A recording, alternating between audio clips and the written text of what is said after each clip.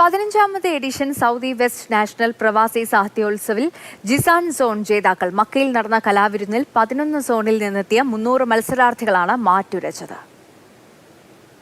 Saudi west national കലാലയം സാംസ്കാരിക വേദിയുടെ കീഴിലാണ് പ്രവാസി സാഹിത്യോത്സവം സംഘടിപ്പിച്ചത്. പ്രയാണം എന്ന ശീർഷകത്തിൽ കളിയുടെ നിറക്കൂട്ടുകൾക്ക് നിറം പകർന്ന് കെട്ടിലും മട്ടിലും പുതുമകൾ നിറഞ്ഞതായിരുന്നു പ്രവാസി സാഹിത്യോത്സവം. യൂണിറ്റ്, സെക്ടർ, സോൺ എന്നീ തലങ്ങളിൽ മത്സരിച്ച് വിജയിച്ച പ്രതിഭകളാണ് പ്രവാസി നാഷണൽ സാഹിത്യോത്സവത്തിൽ മാറ്റുരച്ചത്. മക്കയിൽ നടന്ന കലാവിരുന്നിൽ Jizan, Taif, Al Baha, Medina, Yanbu, Asir, Jeddah city, Jeddah north, Mecca, Rabigh തുടങ്ങിയ സോണുകളിൽ നിന്നെത്തിയ മത്സരാർത്ഥികളാണ് പങ്കെടുത്തത്. 259 പോയിന്റ് നേടി ജിസാൻ ഓവറോൾ ചാമ്പ്യൻഷിപ്പിൽ മുത്തമിട്ടു. 196 പോയിന്റ് നേടി ജിദ്ദ സിറ്റി രണ്ടാം സ്ഥാനവും 151 പോയിന്റ് നേടി മദീന മൂന്നാം സ്ഥാനവും കരസ്ഥമാക്കി.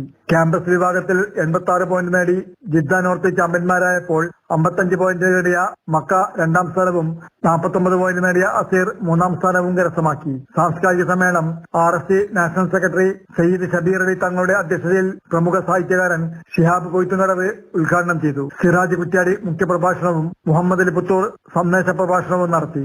Mathrubhumi news, Mecca.